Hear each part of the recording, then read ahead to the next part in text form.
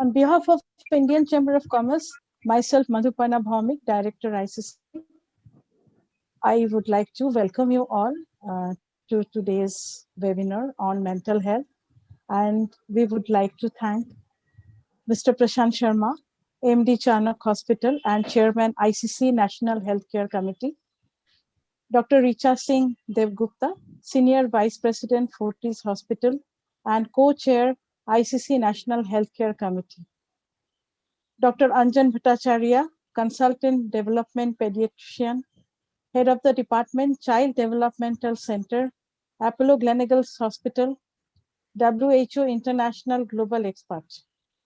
Dr. Ranjan Ghosh, Fellow, University of Texas Southwestern Medical School, Professor of Psychiatry, Jadavpur University, Consultant Adult and Pediatric Psychiatrist, India and USA, also founder Good Karma.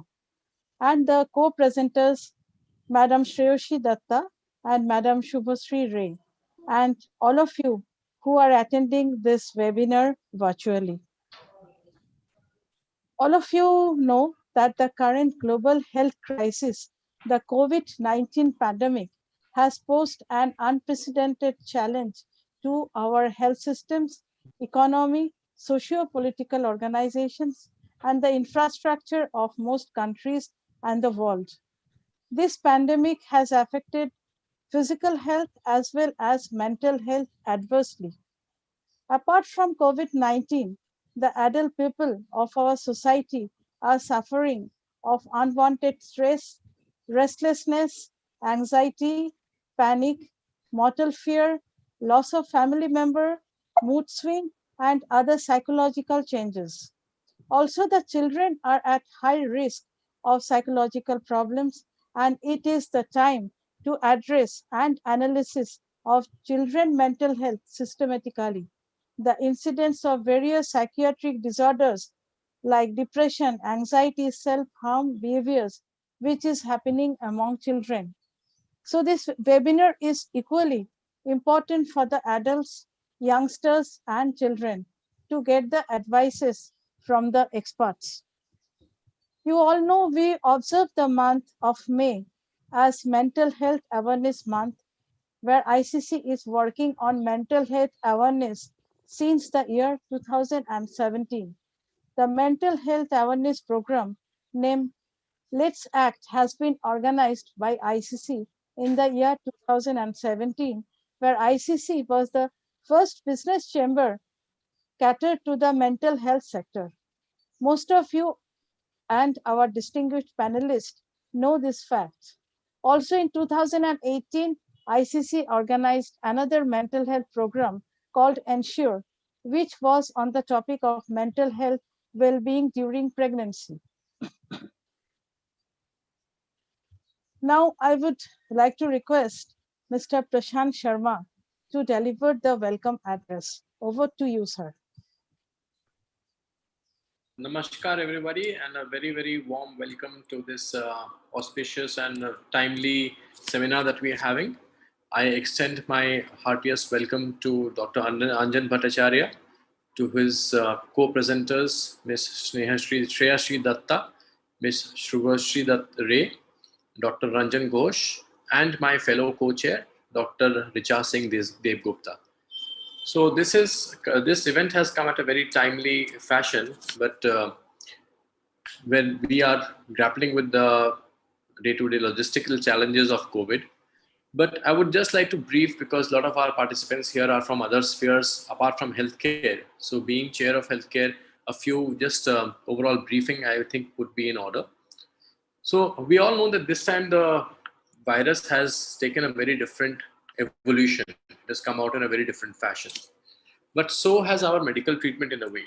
I mean, the difference between the treatment that was happening in the previous wave and this wave is that in the last wave, we were basically trying a lot of therapies and drugs and treatments. Whereas this time, we have learned by way of our experiences. When we say we, that means doctors, clinicians mainly.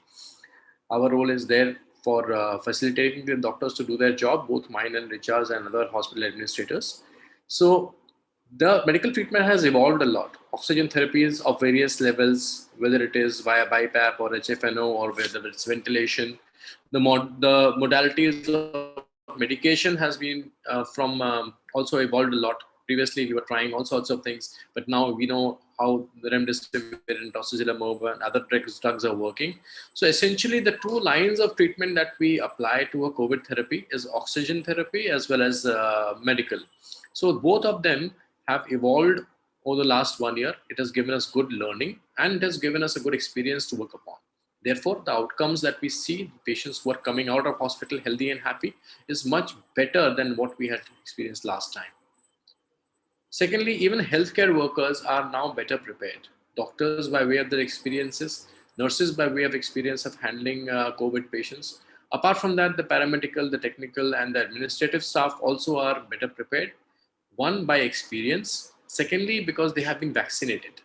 The two-dose vaccination of health workers have given them the immunity and the perseverance both, the confidence to stand right now on the battlefront and handle this monster head on forth.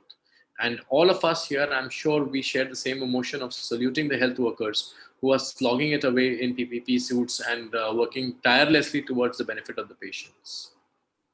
Third good part I see about this wave of COVID is that the mortality as a percentage point is much lesser. Last time we were seeing much higher percentage deaths in terms of people affected. Although this time the absolute numbers are higher because, as we all know, the wave of COVID is stronger and higher this year. So the absolute numbers may be higher, but the mortality percentages have actually gone down. Fourthly, what has happened is, whereas there is a demand for ICU beds, everybody is getting frantic calls hundreds of times a day, which we are having to turn down, unfortunately. But at the same time, where this demand has risen, so has the supply risen. In the last term wave, we had about less than 1,000 ICU beds. This time we have more than 3,500 ICU beds. This time we have lot many other facilities in terms of COVID hospitals, temporary COVID hospitals, safe homes, special COVID oriented facilities with oxygen therapy. So all of this is also taking a bit of the burden away from the private healthcare. And as we all know, both private and government healthcare has already been grappling and doing a phenomenal job in terms of handling the patient demand. Another aspect I would like to highlight upon is the phenomenal role which is played by West Bengal government. The government machinery in handling COVID has come into a war-like situation. They have tackled each and every aspect in a very, very meticulous and a very timely fashion. Task force has been formed. Senior bureaucrat leaders have been given assignments to champion those task forces. We have seen that happening in terms of oxygen arrangement. We have seen that happening in terms of medication arrangement, in bed augmentation, in traffic movement, in all spheres. PPP tenders have been awarded in 40 hours. Centers have been started in a matter of few days. So a lot of good, fantastic work has happened because of the positive and timely action taken by the officials and the government. So we must congratulate and recognize their great role in this. Another great thing that has happened is corporate India has really contributed towards this challenge. We have seen a lot of new centers being supported by large corporates, be it CSR funds or be it in terms of logistical support or equipment support. Those who could bring in oxygen has brought in oxygen. Those who could bring in vehicles for carriage of those oxygens have contributed. PPP and other, all sorts of contributions have happened from private sector, government sector companies both. And this has really strengthened the hands of those on the front line who are trying to create more beds and more facilities. So that's, I think, another applaudable thing that has happened overall in terms of society. In terms of vaccination, I think we still have a long way to go. Only currently few hospitals in Calcutta are providing the first shots of Covaxin and others. But very shortly I see other hospitals also getting more stock of Covaxin, as well as other variants like Sputnik 5 and others are coming into the market. They are making their way towards the consumer by way of different sales channels. A lot of hospitals are already applying for getting those stocks. And whatever vaccine shortage we see right now, 6 to 8 weeks down the line, we will have a massive rollout program, both by government as well as private. And we will see this happening in a multiplied fashion in which it is happening right now. The next couple of weeks may have a shortage, but after 2 weeks, we will definitely see this grow multifold in all ways possible. However, one issue still remains, which is the pressing demand of the sector. One reason why hospitals are unable to scale up is the HR front. We all know that we produce much lesser nurses that we require, right? So let's say, for example, if we require 10,000 nurses every year or 20,000 nurses every year, we are producing about 3,000 to 4,000. Paramedics, we don't really have much structured programs. We are producing much lesser people than are required. Resultantly, a government is also absorbing many thousands of interns and fresh pass outs. So the private sector is always starved for manpower. We really need to look at this manpower issue in a very serious fashion. We need to really build up scale. We need to build 5 times, 10 times the kind of scales of creating the skilled force, which will be the backbone of providing quality healthcare services.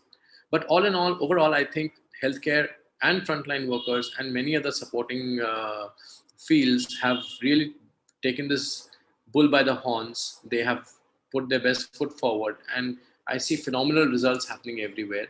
Of course, COVID has been a very agonizing experience for anybody connected with it. I have yet to meet a single household which has not had a single case of COVID. Practically every house has faced it. We have lost near and dear ones. I lost somebody last morning. And we have all had to grapple with these issues. The experts who are present here today are going to give us a very deep dive into the mental health issues related to COVID. And they are going to cover much more ground in terms of how to handle what are the best methods, what are the issues which are bothering us, how should we go about, and all of us have a great deal to learn from their expert views. So without much further ado, I would request our co-chair, Ms. Richa, to kindly take this forward and please start with the deliberation of her welcome address as well as taking this issue forward. Thank you very much for having me here. Thank you, Prashant. I think it was a very good start for everyone to get a perspective from the healthcare administrator.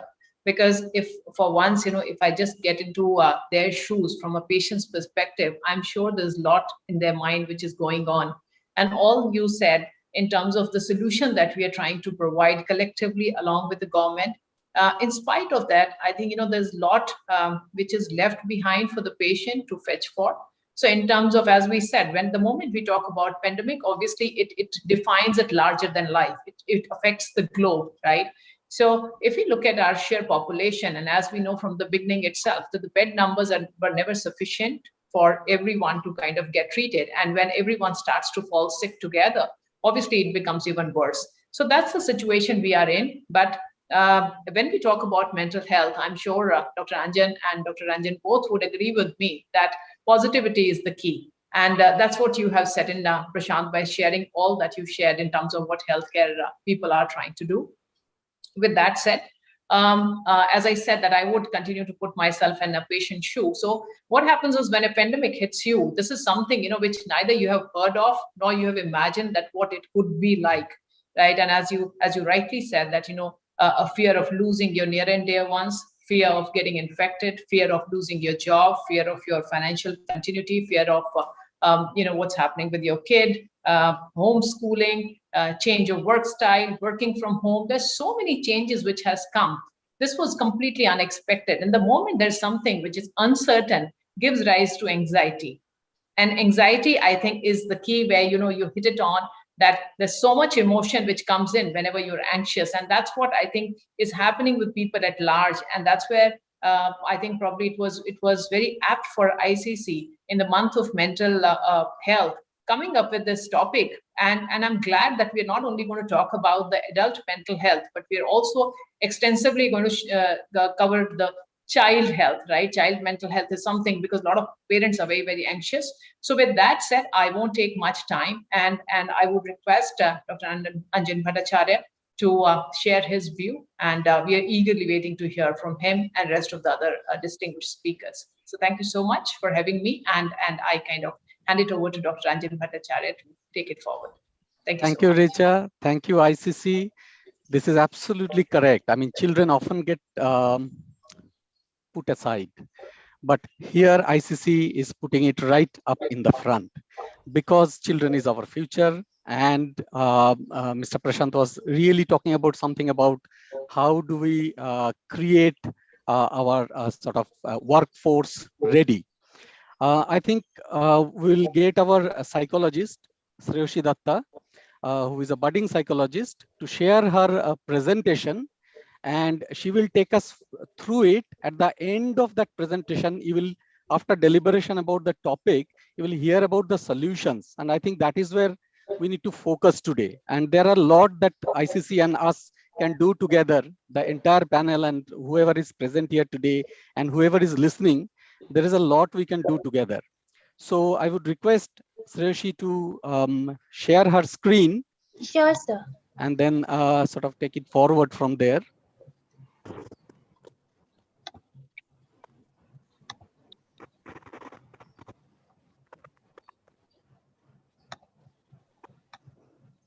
Yes, Roshi, if you could just start. Yes. Yeah. So, good evening, everybody. Thank you for the opportunity of presenting on such an important issue in this pandemic, in this international platform. So, I would like to take the opportunity of introducing our key speaker, Dr. Anjan Bhattacharya. He is the consultant developmental pediatrician, head of the department, Child Development Center, CDC, Apollo Gleneagles Hospital, Kolkata. He has established India's first child development center in corporate healthcare setup. He is the WHO International Global Expert on ICF corset, cerebral palsy in childhood disability. He is also the RCPCH UK examiner for DCH UK and MRCPCH UK examinations. He is honorary affiliate tutor of Sydney Child Health Program, Australia. Among many awards, he has received the Pioneer Award from East Zone Indian Academy of Pediatrics, Bharat Jyoti Award from India International Friendship Society. He was also the ex-DNB Center Inspector of National Board of Examinations, New Delhi. Also, he was the ex-head academics of Apollo Gleneagles Children's Center. I hand it over to Sir to just introduce the topic for today. Topic we know, it is about coping with pandemic, and there are two pandemic that is going on. One is the COVID pandemic, Mr. Prashant just talked about, and the other one is the hidden pandemic, which is a mental health pandemic about COVID. And it is also hitting children terribly. I mean, yesterday I had a call from one of my relative who has been tested positive with his entire family. But what he has said is really, really poignant. He said that, you know, I am having panic attacks because of the phone calls I'm getting from my relatives and well-wishers. This is important. He has got a boy who is also sort of watching his parents going through the issue. I know the family. They are who are people with hypochondriasis. Hypochondriasis is when you have exaggerated response to healthcare issues, you get extra anxiety. And we know that anxiety symptoms like having panting and having sort of heart rate going up also mimics worsening of COVID symptoms. So this is really, really an important issue. And because we'll be focusing on the mental health issue, no better than our budding psychologist, Shreyoshi Datta, who is a final year student of MSc Psychology from University of Calcutta. She's also interning our Child Development Center. And since she has been interning, she has had so many academic successes. She has presented a poster in European Academy of Pediatric Society last year. Then European Academy of Childhood Disability both last year and this year. And this is the highest body of childhood disability forum in the international world. Whenever it is conducted anywhere in the European countries, the head of the state becomes the patron. Like in 2019, it was Emmanuel Macron in Paris, who was the sort of patron. Not only that, she continued with the best research poster in Indian Academy of Pediatrics National Conference. You understand that this is a doctors conference where Sreshi Datta got a best research poster in the allied category, and as a psychology she got it. She also got in the psychology field in Indian Academy of Applied Psychology International Conference, research paper in National Academy of Psychology organized by IIT Kanpur, publication in Developmental Pediatrics, which is again a doctor's newsletter by the highest body of neurodevelopmental pediatric in the Indian Academy of Pediatrics. And also she has helped publish a national guideline for children with spinomuscular atrophy during COVID-19 from the Cure SMA Foundation of India. So without much ado, over to you, Sreshi Datta, to talk about the mental health of children. For such a wonderful introduction. Now I would take the opportunity of introducing our co-presenter, my co-presenter, Ms. Shubhoshri Ray. She is an educationalist. So why are we asking for expert opinion from her is the reason why students or children have maximum time of the day invested into schooling or education. So when this particular aspect is restricted and this particular aspect is completely closed and it has shifted to another modality altogether, so what are the mental health issues that the children are facing due to this, and what are the adverse effects that the education in these children are getting affected? So ma'am, please if you could deliberate your speech on it. She is a bachelor degree in hospital management. She has also received a master degree in hospital management.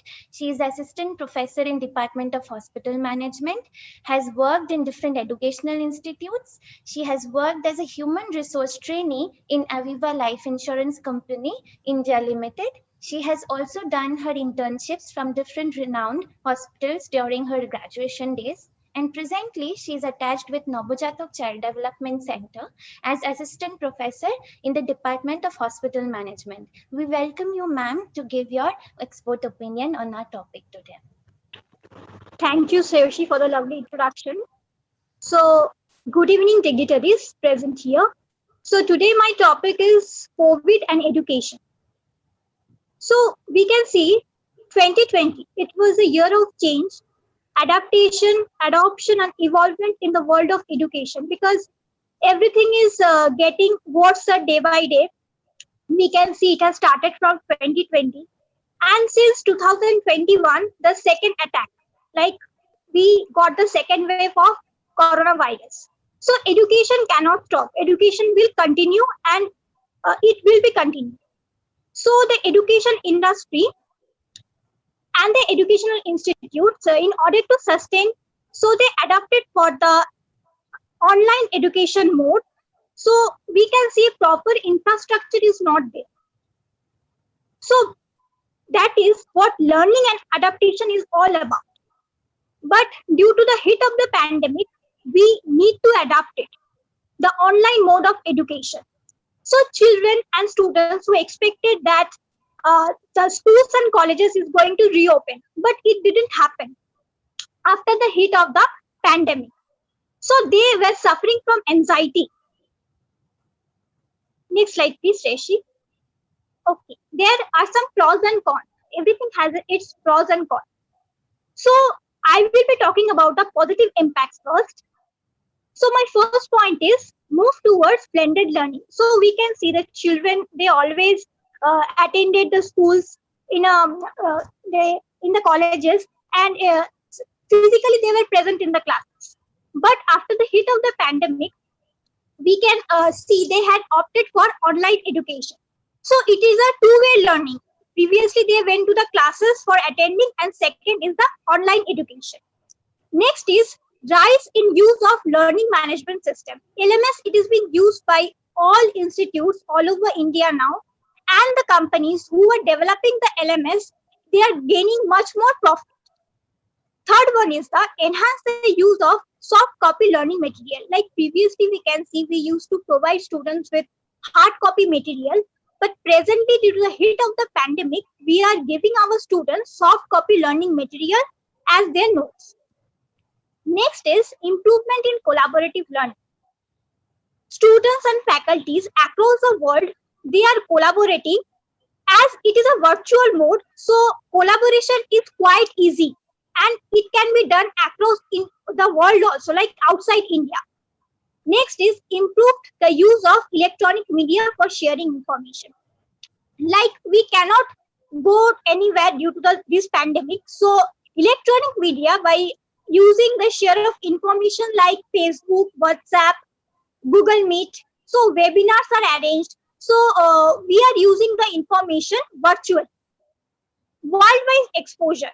So the faculties and students, they are getting a worldwide exposure, as because this in this pandemic we can see that the total online mode, it has been changed. So worldwide exposure is quite easy in this time.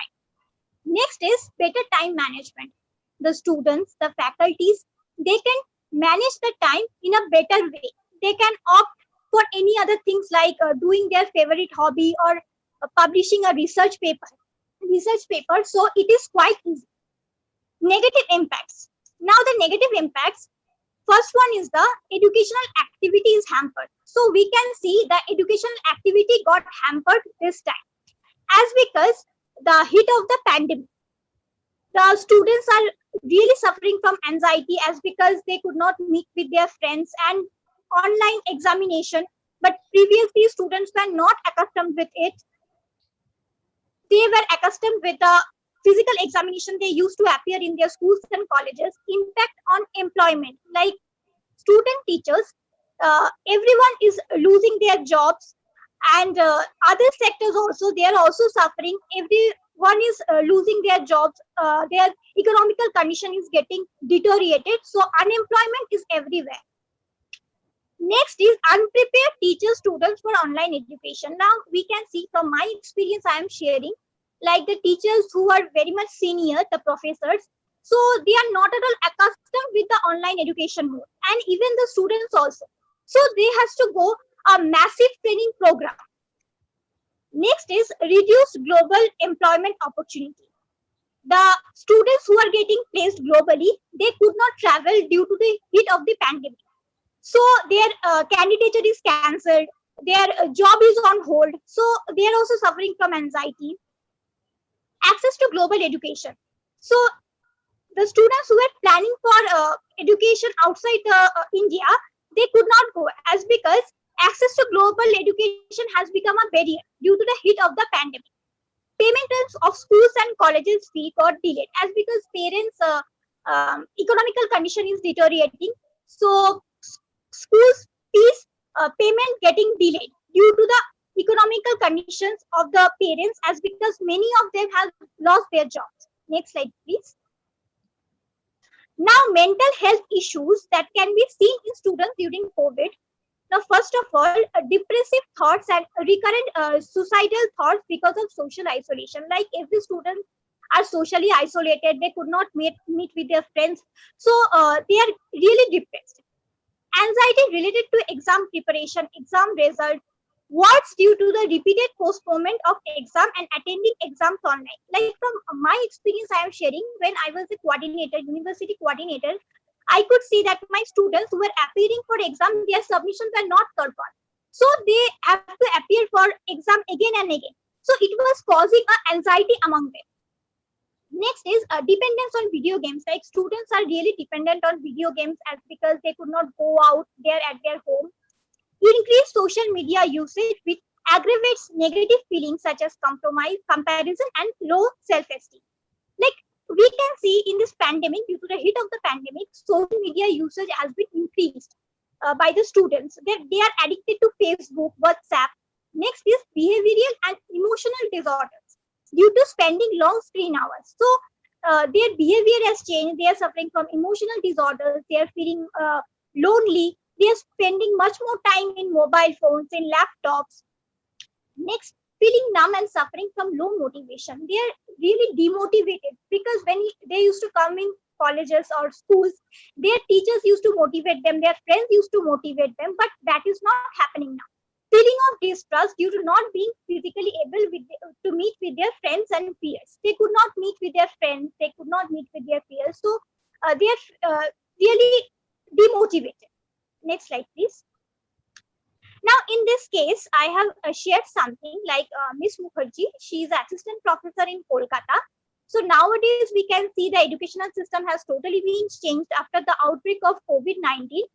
So educational institutes are delivering the education through online mode, virtual classes. So the children are suffering from anxiety. And previously, we can see the online education is being provided. But in the case of higher studies also now, the students are opting for online education like the undergraduate courses and the postgraduate courses. So the pandemic has an impact. First of all, we can see everyone in the country could not afford gadgets for online education. So our country doesn't have the infrastructure. Many of the students, they are poor, lower middle class. So it is really difficult for them to afford electric gadgets. Salaries of teachers has been interrupted. So the teachers are not getting their salary. There is a salary cut. Salary is not being provided on time. Students' study timings has been disturbed and deviated, because study timings they used to have a different study timings earlier, that they have a particular routine, but that has been disrupted. Use of mobile phones, laptops are not comfortable in all cases. So they are not at all accustomed to use mobile phone and laptops for online education, but now they are using it. Parent attention towards children is demanded in higher class. So we can see the many parents are working. So in whenever they are staying in the house, so they have to give attention to their children, including their work also. Next slide, please. Next slide. According to Ms. Sharma, in this case, we can see she is a final year graduate student who is excellent in studies, but she is suffering from anxiety. As she is one of the first 10 students in her class, she is very much worried about her career. And she is depressed also of losing her upcoming job due to this pandemic. Because the company which she is going to join, they have said that they will be cancelling her candidature, as because they will not recruit fresh candidates. So thank you. Before ending, I would really want to thank Dr. Bhattacharya for giving me this opportunity. I'm really grateful to him. Thank you to Dr. Rudrarup Gupta for always inspiring me, and Shreshi for her excellent coordination. And last but not the least, Indian Chamber of Commerce for giving me this opportunity. Thank you. It's over to Shreshi. Thank you very much, ma'am. Your views are extremely important for us to learn. Now we are going to get into the topic of mental health affected in children during this pandemic. So I have recently published 2 posters and presented at the European Academy of Childhood Disability.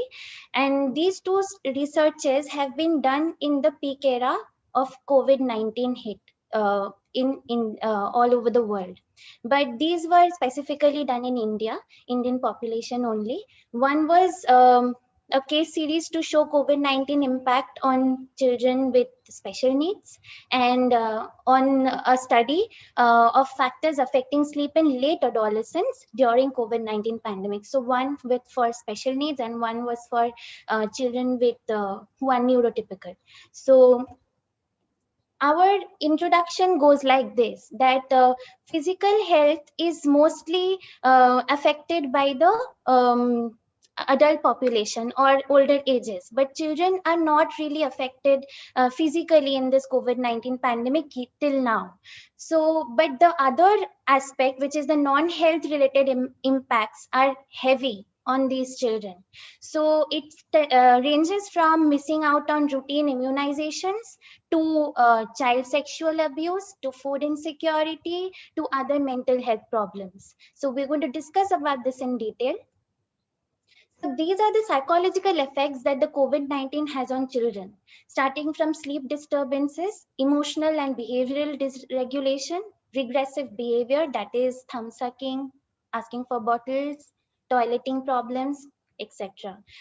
Anxiety, depression, increased repetitive behavior, which is mostly imposed by the COVID-19 of regularly or consistently washing your hands with sanitizer and wearing masks. So repetitive behavior is encouraged in them. So they are trying to shift from that particular repetitive behavior to many other repetitive behaviors. Then increased hyperactivity, impulsivity, irritability, aggressive behavior, negative affect, withdrawal, and clingy behavior. So different ages of children are impacted in different ways that we have to understand. Starting with adolescents. These adolescents are actually in that period of time where they have excessive motivation, enthusiasm, hormonal imbalance, they're getting into puberty, they want a lot of social interaction. But there is where the COVID-19 pandemic has restricted them. They are in their houses, they are completely shut down. So the physical constraint of getting shut down and being inside the house is actually shutting them down internally.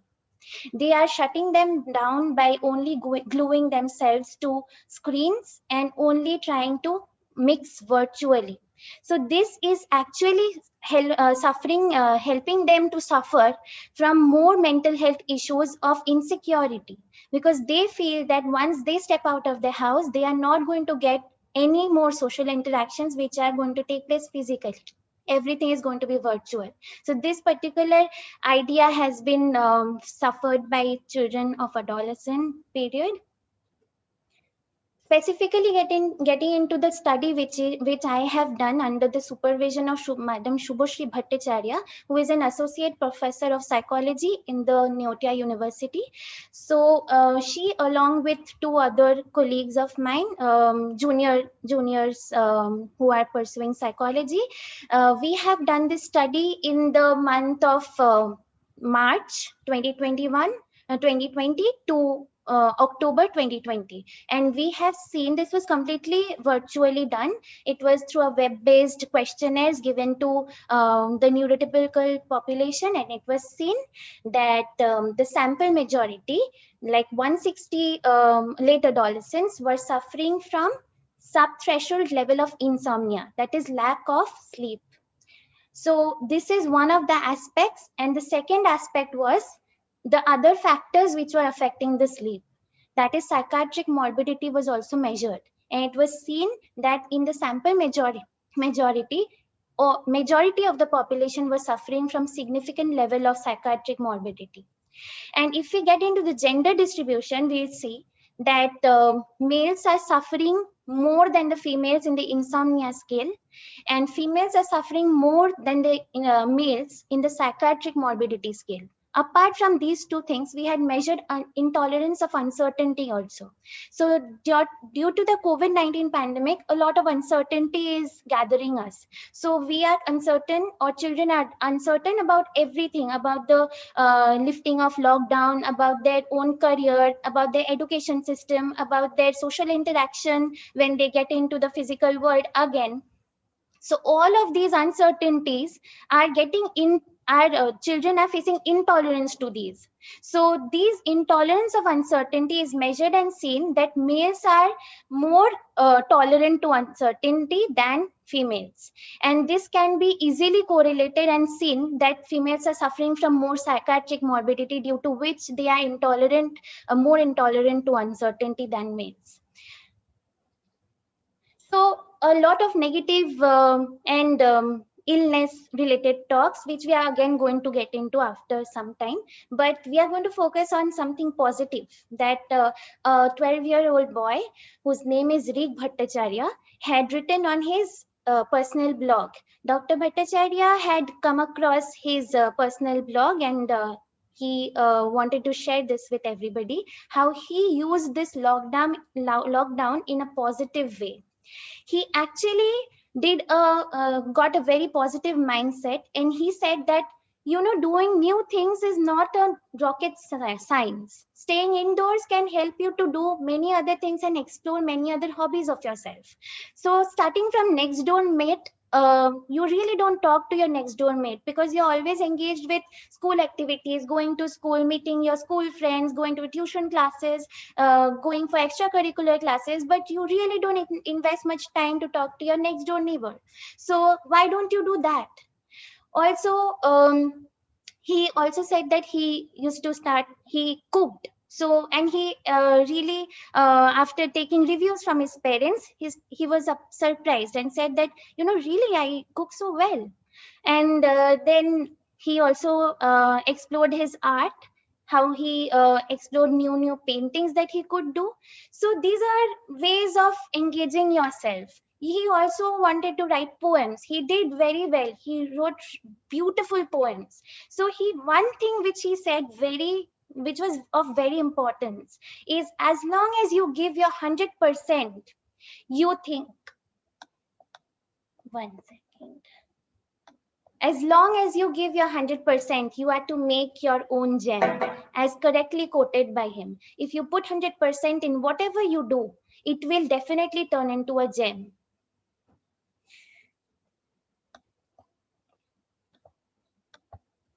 Yes. Now we move on to the social effects of COVID-19 pandemic on children in India. So talking about mental health will not be restricted, but we will talk about the other ways also how children are getting affected, is the routine immunizations, which I mentioned in the beginning. Secondly, why these routine immunizations are not getting accessed by parents, because they are feeling that if they take their children to this particular hospital, they will face a risk of contracting the COVID-19 virus. But they don't realize that if they miss the routine immunization, that will be a more severe impact on the child's health rather than contracting COVID-19 virus. So this particular idea needs to be imbibed in parents. Secondly, if the child is facing of some kind of health issues, for example, typhoid, fever, dengue, some other physical health issues, they don't seek for professional help because they think that they will have to go to the hospital, but they will not, because of the anxiety and fear of contracting the COVID-19 virus. So this is one way why they are getting restricted. Secondly, children of migrant laborers. So there were many migrant laborers who had to relocate, whose salary was cut, whose daily wages were reduced. So for these children, you know, to shift from one place to a much deteriorated condition, which is more unhygienic in this particular pandemic, is very risky for them. Firstly. Secondly, due to the financial crisis in the family, they face a lot of arguments in the parents itself, which gets transferred to the children. Secondly, if we talk about lockdown, we all were asked to stay inside our homes. But what about the children who are on the streets? What about them who live on the footpaths? They are not going to get into any shelter. Their own shelter is the footpath, where everybody is roaming around and they are fully vulnerable to contract the COVID-19 virus. So what is done in their aspect? Really nothing. Next, effects of the pandemic on child and adolescent psyche. So this insecurity, this lack of social interaction, this social withdrawal that they are facing, they are not going out because of the fear of getting COVID-19. They are always uncertain that if I get outside, I'm going to affect myself as well as my parents. So why not just stay at home, and why just not shut yourselves and just glue yourselves on the screens and social media and virtual platforms? So this is particularly very serious. Then families of children with child sexual abuse. Vikas Putran, who has stated very clearly, he is the Childline India Foundation head, and has said that in 10 days of lockdown, between 20th to 31st March, there was a 50% increase in the number calls to 3 lakh as compared to 2 lakhs in case of child sexual abuse. He has said a pandemic within a pandemic. The silent pandemic of child sexual abuse is a reality. So there you can save yourselves from the monster outside, which is the COVID-19 pandemic, but you cannot save yourselves from the monster which lives inside your house. That is, if a person has a personality orientation of abusing a child inside the home, it is very risky. So everybody has to be cautious about that. Everybody has to be, the parents have to be very vigilant about this particular pandemic, inside pandemic. Next is COVID-19 and children with special needs. All this while we were talking about neurotypical children in the normal population, we will talk about the special needs children. So before going into that, we will talk about how vulnerable are pregnant mothers to have offspring suffering from neurodevelopmental disorders. So parents or to be parents or pregnant mothers are not only suffering from uncertainty of the situation, also the hormonal imbalance that they are facing due to their pregnancy, but they are also very extremely, they are stretching their limitations and doing all the household chores single-handedly because of this fact that, you know, we are not allowed to take servant or maid servants help or any helping hand due to this COVID-19 virus. So because of that, they are managing their household chores, they are managing their families mental health, they are managing their own mental health. So managing all of these things and watching the television about negative news is resulting into a lot of mental distress in them. For example, stress, anxiety, and depression. And it has been studied very clearly, and it has shown that parents in this COVID-19 pandemic who are to be parents or who are pregnant have an increased risk of having a child with socio-emotional problems or neurodevelopmental problems like autism spectrum disorder, attention deficit hyperactivity disorder, and more severe schizophrenia spectrum disorder also. So now coming into the special needs children. So everybody is very uncertain of the unpredictable changes that is happening in the environment. But if you know that children with autism spectrum disorder have this particular characteristic of need for sameness, they want the entire environment to be just like the way they want it to be. If a particular furniture is also moved from one place to another inside the room, they face a lot of trouble. They face a lot of agitation, a lot of irritation because of that particular thing. And imagine how much stress they are going through when the entire system has changed. They are completely restricted in their house. They are seeing people wearing masks. They are seeing their parents getting so worried. So this unpredictable and complex changes is perceived as more complex to them. So this particular thing is affecting them a lot. Secondly, the neurodevelopmental disorder, which is ADHD, attention deficit hyperactivity disorder. This particular disorder is, if you know, they suffer from excessive hyperactivity, excessive inattention, impulsivity. So when you are restricting such a child inside your house, inside the four walls, you are actually irritating the child. Because ADHD children are supposed to go out, they're supposed to mix with people, they're supposed to play, they're supposed to engage themselves in play activities. But if the parents are not very much investing time on them, if they are thinking that they have their own work and they cannot really give time to them, then this is becoming a very much problem for them, you know. And then if you are taking them out, that is also a problem again, because they cannot really follow rules. So if you ask them to put their mask, they will put it down. Or if you ask them to not go and mix with somebody or touch somebody, they will do that, because they really cannot control their behavior because of the neurodevelopmental problem in their brain. So next is the sleep onset delay. Their sleep as it is very disrupted because of this particular problem, but due to the COVID-19 stressor, it has increased a lot.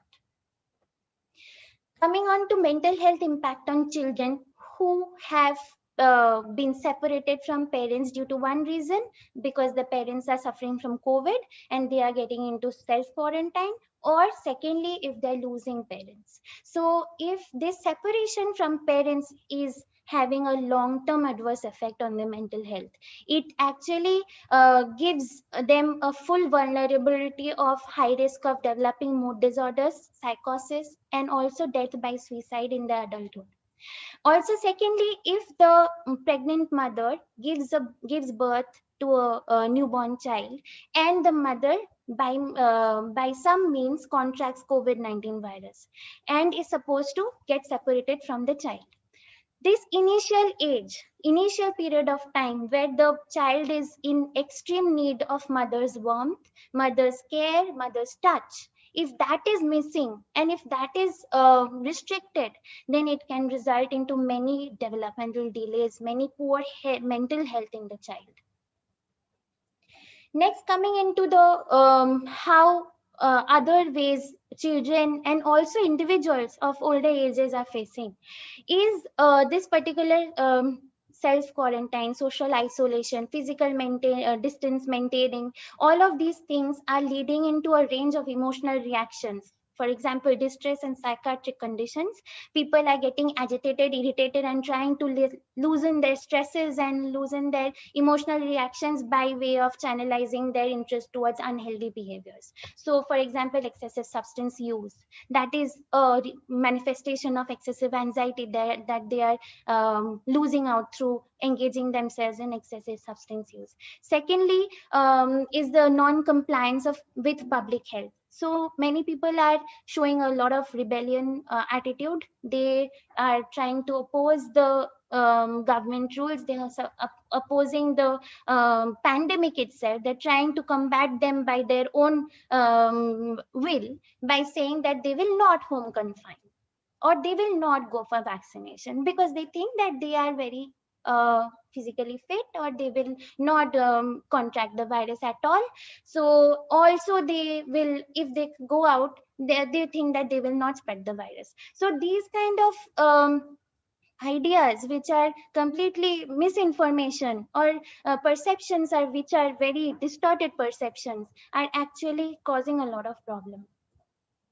Secondly, if we look into children again, we are saying that they are not affected physically by this virus yet till now, because the third wave says that the children are going to get affected. But till now, what we're talking about is the mental distress is what they cannot express properly to their parents because of the limited communication skills. They really cannot express their emotions very well as adults can. If I feel very sad, I will express my emotions and I will tell whatever is the cause of my distress. But children are they really cannot. They find it very difficult to do that. So this closure of schools and separation from friends cause a lot of stress and anxiety, and this exposure to unverified information that if you get step out of your house, something very unwanted will happen. So this unverified news are also coming in WhatsApp, and many other news are very distressing, which are not really true, but the true news are also shown on the news. So the true bitter news are there of the rising cases, which are important to know. But if the mass media also shows something about positive mental well-being, or how to keep yourself positive in this particular crisis situation, then it might help. So because parents are grabbing these news from the news channels and the mass media, and then they are showing a lot of stress, and they're completely continuously talking amongst themselves about this particular crisis, and the children are looking at them and listening to all these things. So they feel that the parents are stressed. So how are we worried? We are also worried about our parents. So they manifest their worries in terms of misbehavior. They try to show this thing in terms of oppositional defined behavior, temper tantrum, and in fact aggressive behavior, regressive behavior. Aggressive behavior in terms of not listening to rules, or not not listening to rules at all. Whatever you're saying, you're doing something else. Regressive behavior, returning back to your previous developmental stage, like thumb sucking, like not really getting really wanting to self dress or self eat, wanting your mother to do that or your caregiver to do that. Next, disturbed sleep pattern. So lack of insomnia, lack of sleep is already discussed, and also sleep onset delay, also disruption in sleep, late morning awakenings. All of these things are getting young children are suffering from them. And also, if we talk about older children, we will see that older children, as I've mentioned earlier also, that Erik Erikson has said that identity versus role confusion is the fifth of the 8 stages of psychosocial development. So in this period of time of later adolescence, from 12 to 19 years old, children are late adolescents are with full of energy, full of motivation, full of enthusiasm of doing whatever they want to, of going and mixing in public, of need for social interaction, all of these things, and also getting into puberty and wanting to mix with other opposite sex. All Can of we these things are there. can we Sarshina go into the solutions, please? Definitely, sir. Thank you. So they are also feeling a lot of frustration, nervousness, disconnected due to these things, and PTSD has increased up to 30% in children.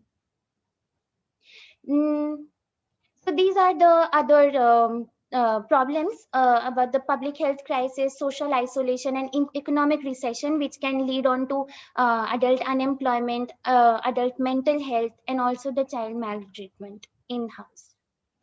Next, the anxiety rate has gone up to 24.9%, depression 19.7%, and stress 15.2% in children.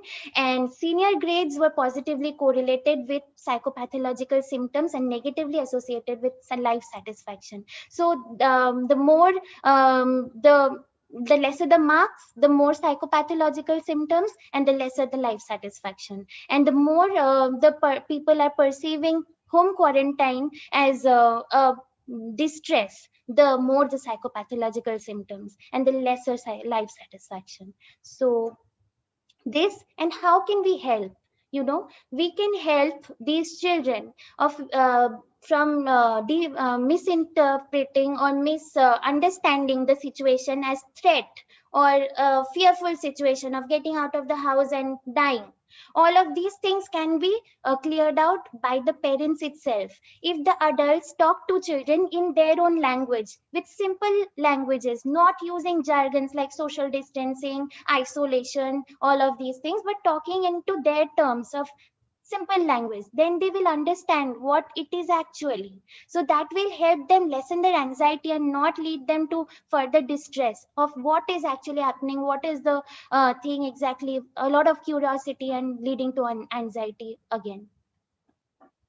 So case one was discussed by Ms. Shubhoshri Ray, where she was talking about the teachers and parents facing problems. So our center and many mental health professionals also give out psychoeducation, which is a very needed particular service that such individuals should seek for. Also, life coach training is one of the effective ways of dealing with mental distress.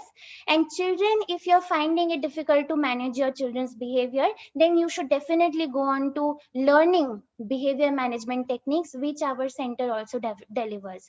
This is a recent case that we want to share with you all. It will just take 2 minutes. So basically, our center provides a multidisciplinary treatment to child, and this particular child is of 16 years old. He is suffering from special needs, majorly autism spectrum disorder, and has been given a 12 days online intervention because of his familiar conditions. He had to shift to his hometown. So firstly, before the 12 days intervention started, he was showing 30% attention on screen. He was not likely to focus on screen at all because of the he was not attending to screen therapies. But after the 12 days intervention, he got up to 80% increase in attention on screen. Secondly, he was fussy about attending the sessions, which decreased up to 10%, which was 50% earlier.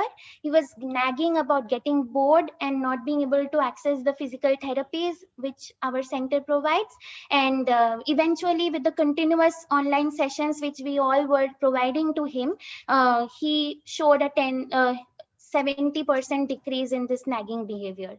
Anger control was also managed from 20 to 75% of anger control he showed. And also knowing about, understanding about the whole pandemic situation was increased up to 60%. So that which I was saying, that you have to tell your explain your children with simple language about how to face the pandemic or what the pandemic is really about, then they actually can cope with it very efficiently. Case 2 was also discussed by Ms. Shubhoshri Ray, and she said that this girl was facing a lot of uncertainty and anxiety of losing her job.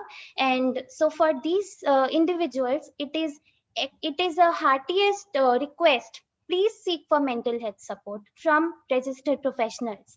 And such registered professionals of Association of Rehabilitation Psychologists and Professionals, West Bengal Chapter India, are providing free counseling sessions. So this information was provided by Mr. Siddhartha Sanyal, who is also amongst those list of professionals offering this therapy. He is a rehabilitation psychologist. So this is the list of whenever you feel the need of seeking for mental health support, please reach on to this email ID. You can book your dates and just access the services. I request everyone to please keep a screenshot of this so that you can later on use it.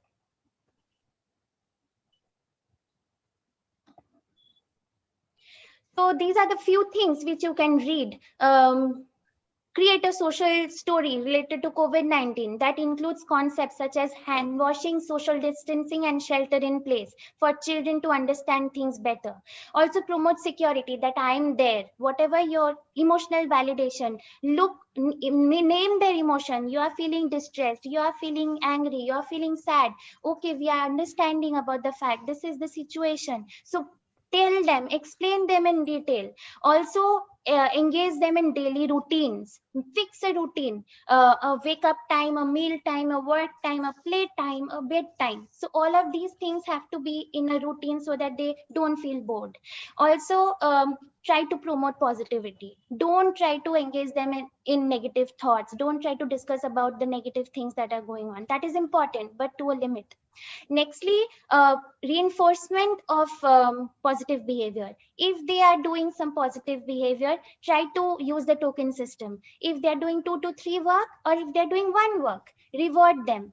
Reward them immediately with a small prize or a privilege that they can get motivated with. Also try to mix with them, engage them a lot with your own household works and of work from home. Please try to give them time. Engage them in messy play. Do a lot of activities with them. Try to engage them. It is very important. I want to give the honor to Dr. Bhattacharya sir to make an announcement. It is another feather to the cap of Navajata Child Development Center, our center, to have got this thing done. We are trying to give out a course in the medical field. So I would like Dr. Bhattacharya sir to please give a few words about it. Thank you. On the auspicious day of Shubha Akshaya Tritiya and Eid al-Fitr, I got this wonderful news that our application for a course for health professionals, not just doctors, nurses, psychologists, therapists, mental health professionals, and anybody like, juvenile justice system, for example, human development people. They can now access how we do that 12 days, all these symptoms in a 16-year-old with autism coming down so quickly. This is what professional expertise is all about, and we want to skill develop. So we are very thankful to Maulana Abul Kalam Azad University of Technology of West Bengal, who have approved our course now, and we are going into that. So you really needed to know about this, so that what you need to understand, that we have talked a huge amount of science around the problem. The solutions are so easy in the hands of professionals. It's just a one case we have talked about. People who work with us, they see such things 10 times every day. 10 children, 20 children every day who are reporting us this kind of improvements. We are very known to the very small circle, unfortunately, very small circle who knows about our expertise, knows that, if you have a child with any sort of neurodevelopmental disability, you just need to bring to us and listen to what we say to you. You just follow them, your child will get better. And this is one example, and we are very thankful to this particular course for skill development, which Mr. Prashant was so keenly talking about. And we can definitely, ICC and everybody, we can actually partner this and take it forward, because, this can be done. There is a lot of myth about neurodevelopmental disorders being unsolvable or partially solvable, or they need to be housed in special schools, or they need to be hidden around, or they need to be taken around as children with disabilities, all of which we have dismantled through our model of intervention, which is called Kolkata Development Model. And it has developed through Child Development Center, Apollo Gleneagles Hospital, Kolkata. Navojatok Child Development Center is just an offshoot from that. And the same professionals are involved in catering to the set of children who, for various reasons, in the hospital, it's not always possible. So it's as a satellite center, we do it. And from there, we are going to run this course. This is a very important announcement, because what we are talking about today, what we need is solution. We understand all these things, but what the reason we have spent so much time to know about the science around it is because there are solutions, and these technologies are so quick. So anybody who is suffering, please, please, please, for free, you can talk to that previous list. If Sreoshi could go to the previous one and just sort of leave it for people to take a snapshot, or join our course, which will be starting from August this year. And professionals can learn about how to do things. You don't have to sort of, linger with children with this kind of problems for ever and ever and ever. It's not what happens in our center. In our center, children come, they get better, and they go with a fully integrated life of normalcy. This is what evidence shares, and there is huge amount of evidence. As long as we understand their mental health problems, we understand what to be done, the very simple, easy to do things. Otherwise, in 12 days, a 16-year-old with autism, ADHD, and whatnot could not be settled down to that extent. And we have presented this on various international forums, not just this one. This is a recent one. We have presented very many. Sreoshi has presented in European Academy of Pediatrics about our results. So Yes, this is I something would that love to. that really you need to take it forward. So yeah, so we'll take the question and answer later on, I believe, because I think we have other speakers waiting. So we'll do that. Thank you.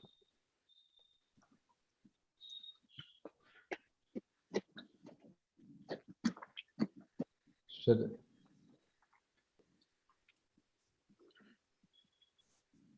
So now I would request Dr. Ranjan Ghosh. Yeah. Thank you. I Kindly hope everyone address can hear me. us. Great presentation, Anjanda, like really groundbreaking work as usual. Laid a real good foundation for the symptoms that a child might go through, and then even special needs and all the things that we're doing in terms of Mental Health Awareness Month. It's a very important month. I came back to India only I think now it's coming to 3 years almost, but 2 and some years now.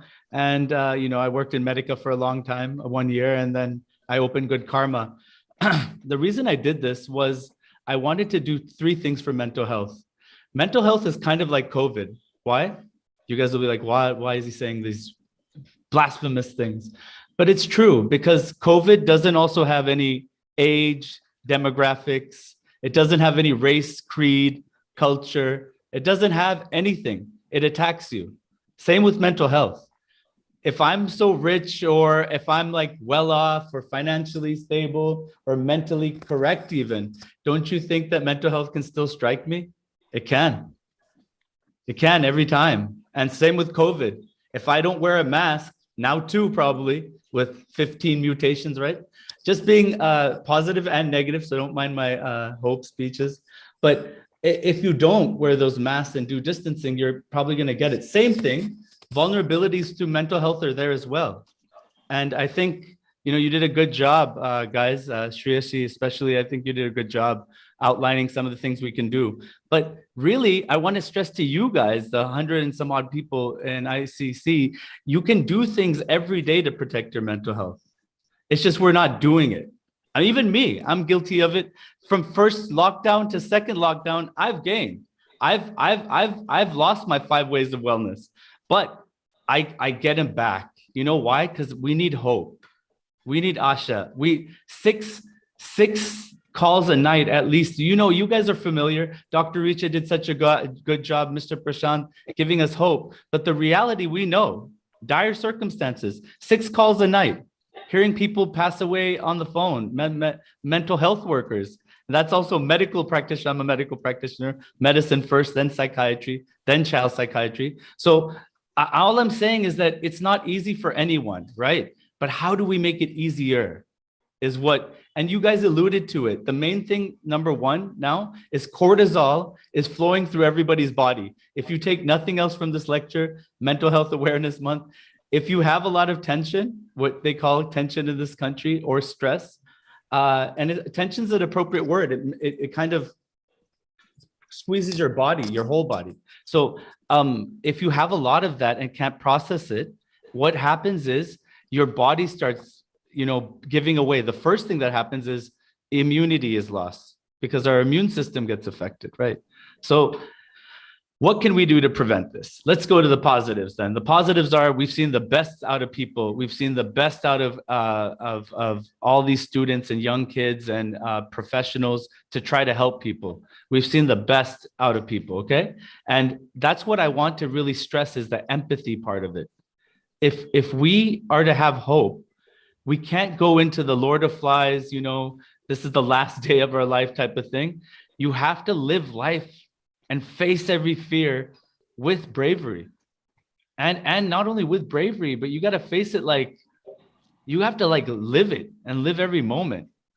You know what I mean? Like we really aren't granted, right, tomorrow, but we really need to live like we are, right?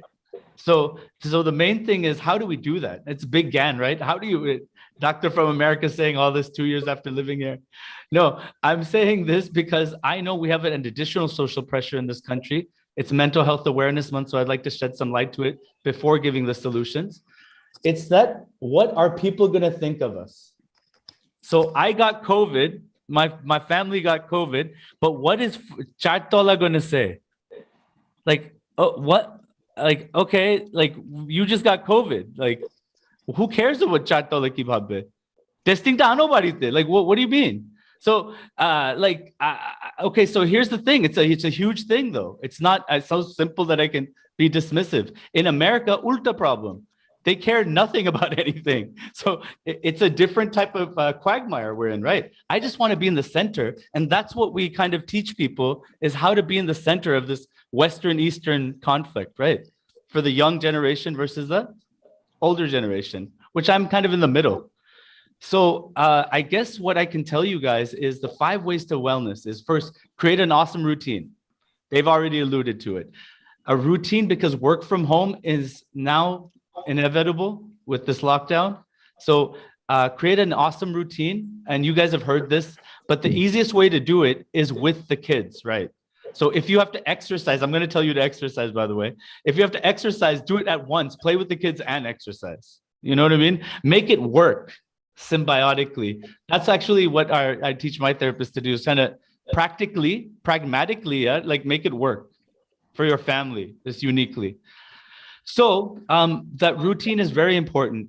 Sleeping is also very, very important. Now you'll be like, people say, again, another stigma thing, ghumer oshud khabo, but not oi pagoler oshud. Don't give me that stuff. Like what? Okay, like listen, if you don't sleep for a consecutive amount of time, you're gonna lose some sort of ability to handle things, whether it be emotional, whether it be a seizure, whether it be anything, okay? So like you have to think about like the doctor's job as they're analyzing you and having layers of this thing. There's a biological layer that we look at, family history. There's a psychological layer, like how you're dealing with things, right? And how you've dealt with things in the past, like that molds you kind of as you're growing up. And then the social stressors. So in 30 to 45 minutes online, we're figuring this stuff out. And because I've done it for like 20 years, I teach other people to do it as well. So main thing is that once you get that plan in place, then you preach whatever you want to do, meds or therapy or whatever. But what I always preach, no matter what, is 5 ways of wellness. So let's explain it. Then we're all going to do breathing together, and we can have questions at the end as well, because I think interaction is the best. So number 1, what do we have to do is be active. So what does that mean? That means, yeah, okay, eat, splurge once in a while in your lockdown cabinet, but 30 to 45 minutes a day. I need your heart rate, double the level, running, and kamberu. Like you have to be sweating. Okay, so if you can do that 30 minutes a day, even just 30 minutes, okay, and then take a shower, start your day, blah, blah, blah, or work with your kids, set up games to do while you're running around, right, on the roof. That's a be active 30 minutes. Endorphins rise, cortisol drops. What are we trying to do? Reduce cortisol levels, right? So exact same thing would be applicable for if you sang a lot or if you really danced, you know, like those type of things. So that's being active. Number 2 is keep learning. Like we're learning today. You guys are here learning this thing today, right? That's amazing. Keep learning new things. I'm learning how to take care of a new a buddy, a new parrot. Like I'm just like bird therapy or music therapy. Last lockdown, I made a song called Neyami. SVF bought it. It was a pretty emotional song about suicide. And I've been learning new things. That's the thing. Form of communication. If I'm to really reduce the suicide rate in this country, then I have to really communicate with the population I'm trying to reduce it with. So we made a Bangla rap animation song. Recently, we also made a new song called Veke, and it was a state of mind thing. And those things are keep learning, okay? So learn new things. We're all learning new things. You have probably for your job. So that's number 2, keep learning. Keep connected. So connect, like I'll call Anjanda. I called him yesterday, actually, and he'll call me back, hopefully. But I'm saying, so keep connected with 3 people outside of your home. That's super important, just for personal, not for just work, because we have to do this for work so much now, right? So keep connection with 3 people outside of your home. And if you don't do that and you can't, like you have limited resources or something's up, like depression or mental health, a lot of people say, I cannot do that. Then have deep conversations with the person at home. So Baba Ma, like why do you listen to that Robindra Shongit? What's the deal with that? It seems very melancholic. Then he'll ask me, why do you listen to that rap crap? Then we'll have a conversation, right? It's a deeper level of getting to know, oh, oi shomaita, Lord's Bakery te, oi ganta bajato. And I used to get crumbs from the bakery as a child in Vijaygarh. Oh, Dad, so I get that. That's why you love that song. Okay, cool. So you get some deeper connections, right? Even with the people at home. So yes, initial shock of lockdown, definitely. Too long, definitely. But then that initial phase is actually kind of nice to get deeper connections, right? So that's one thing. So keep connection. So tinte holo, be active, keep learning, connect, then give. Am I talking about giving shona or giving things? Yeah, it's nice. They gave me this bird. I was happy. No, it's about giving compliments. It's about uplifting people. Jokun kaje mein prothom lockdown, first lockdown, when they came back, I wrote a note. I gave them extra money and said, I didn't know how hard it was to clean marble floors. I had no clue. Like I have a vacuum cleaner in America, right? So I didn't know. That was tough, man. Like to do it for like 30, 40 days alone. So giving back, like, is very simple. Baba Chabanalo, Baba is so senior than me. He made me a cha. Like, what, man? Like, thank you. Like, it takes 2 minutes, right? So it's just that giving thanks and being grateful, uplifting other people. And the last thing is, which we'll all do together right now, I guess, and then we'll go into questions, is be aware. Be aware is what? Be aware of your body. So we should know that as I was giving this speech, even my heart rate elevated. I was like getting excited. I was trying to get everything in this time, but now it's time to relax. So relaxation time is very easy. People make it harder like than it needs to be, but you just focus on one thing. If you want to do the mindfulness thing, you focus on one thing and try to think of nothing until it distracts again. But then you refocus and come back. That takes some training, but you can look at something pretty outside and do it and try it. It's just trying. And then if you do the deep breathing, which I'll teach you right now, with imagery, it really works really well. So we call this the good karma pranayam. Anjanda's laughing and probably congratulating me because he's made several programs. But the good karma pranayam is like this. It's 3 seconds in, inhalation, through your nose. Because a lot of people say pranayam, aktanak, I don't go to no. I want to get the most amount of air in your body, not holding it though, like a balloon, kind of inflating it and then deflating it. Inflate, deflate. And 3 seconds scano, yogita 5 seconds, they do, yogis and Buddhists do 5 seconds, but it's very tough. So yeah, that's why 3 seconds. And a lot of people can't do 2 when they have anxiety. So in a crowd, when I do this, usually I can say, hey, you have anxiety, you have anxiety, you have anxiety. Because you can see people getting stuck at the second 2, right? So if you can't do it, don't blame yourself. Don't be, oh my gosh, I have anxiety. No, relax. Try it again when you're a little bit sleepier and then see if it works better, the air thing. Okay, so, okay, well, I'll do it. So now as I'm counting for you, I'll do it first. I'll do 3 and then you guys will do 5. So as I'm counting, what I view is a Western door opening. So this is 1, 2, 3. It's coming inside my nose. Why do you have to see a door? You don't have to, unless you have anxiety. Because once you close your eyes, all the worries come back. So you have to have like a rhythmic thing to look at, like in your brain. Okay, so it's like 1, 2, 3, 3, 2, 1. In, out. In, out. Bukfule, pet barkure. It means like really take it in. Okay, so I'll do a couple. And on 1, 2, 3, go, I'll go, and I'll do 3, and then I'll coach you guys, okay? So it's like this. Even if your nose is blocked. 1, 2, 3, go.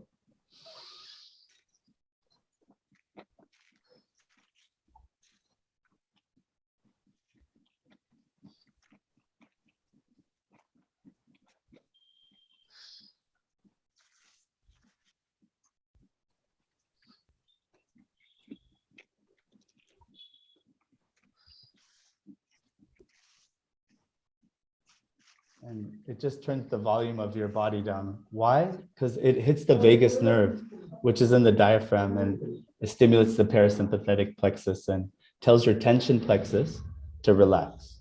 Okay, so you guys can do 5 if you do it appropriately. You guys will you'll feel better. Okay, so close your eyes and on go, I'll do 1, 2, 3, go count, and then I'll count 3. 1, 2, 3, 3, 2, 1. Okay.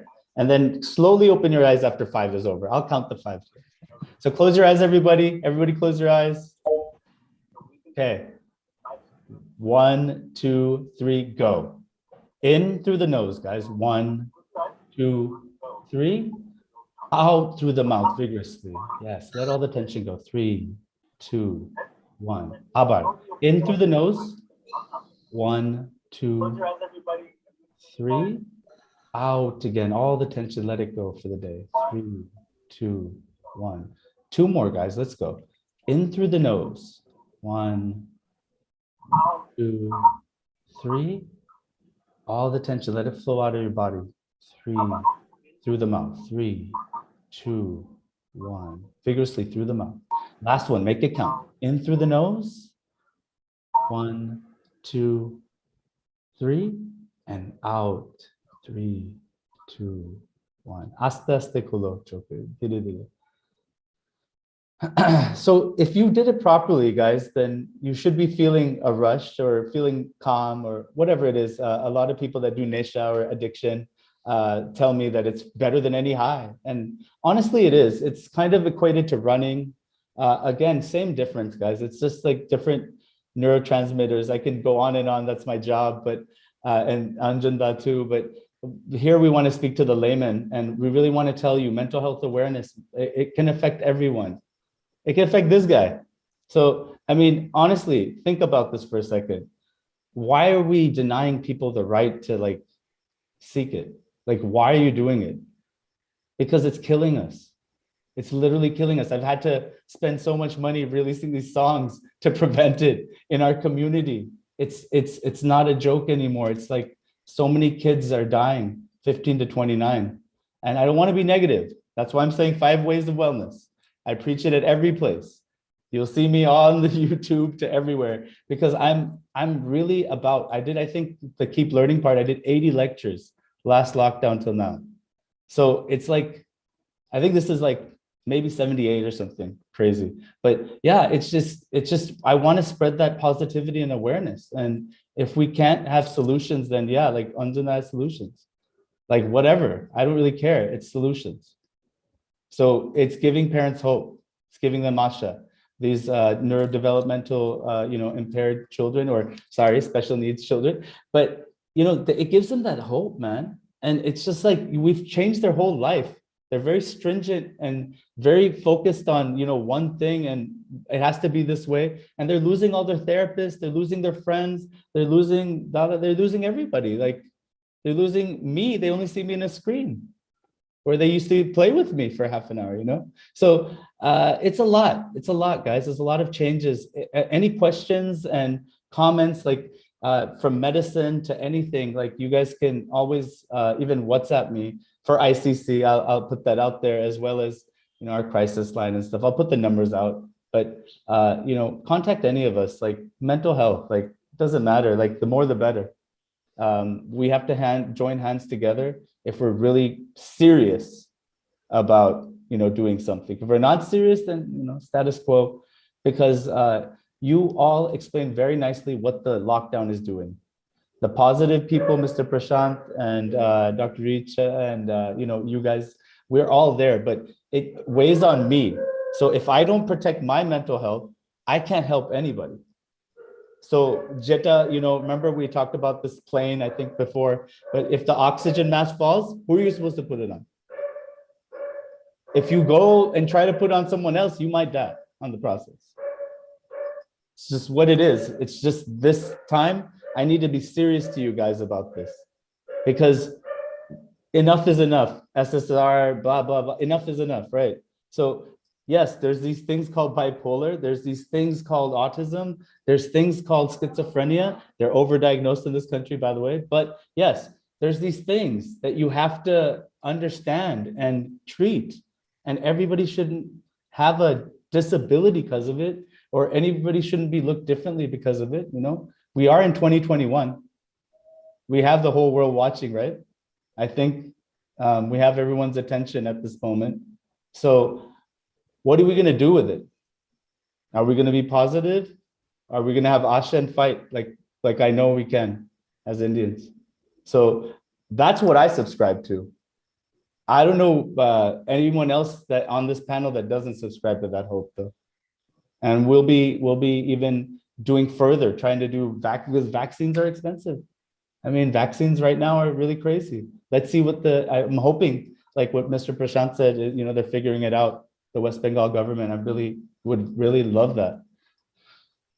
That's where we're at, though. Yeah, I agree with everybody on this panel. Thank you for listening. I feel like if good karma is also an option, but we have many mental health providers all around the city that are beautiful and fine. A lot of them are in Apollo. A lot of them here are good karma. A lot of them are in Medica, where I used to work. There's plenty, but access them, please. That's all I ask. If you have a doubt, it's like a massage. If you can get a massage, you should be able to go to a therapist, because it's that relieving. You won't believe it until you do it with a proper person. But I think the people on this panel are just fine. So if you do it, really, you'll feel better. Just like that breathing technique. It's simple, right?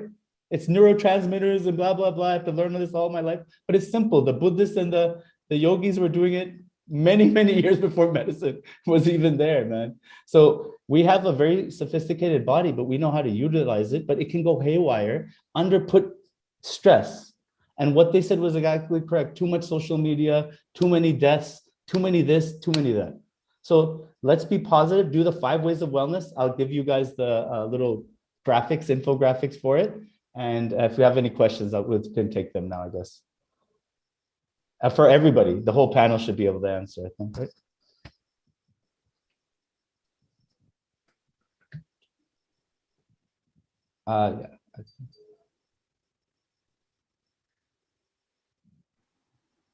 Thank you, Dr. Ghosh. Thank you very much. So now I would request Dr. Richa Singh, uh, kindly give your views. Yes, thank you. So I think we've had a very, very productive 1.5 hours, right? And I think we have covered the whole spectrum, as we started with that we would talk about pediatric, and we would cover adult as well in the same session.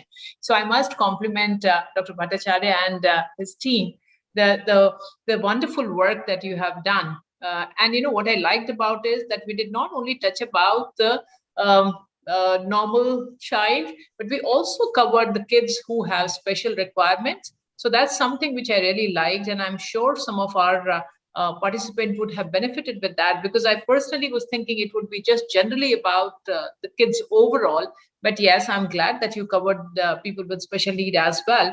You captured it very well, what kids are going through. With me having an 11-year-old son at home, so I could relate to many of the things that you all spoke about. So thank you very much for that.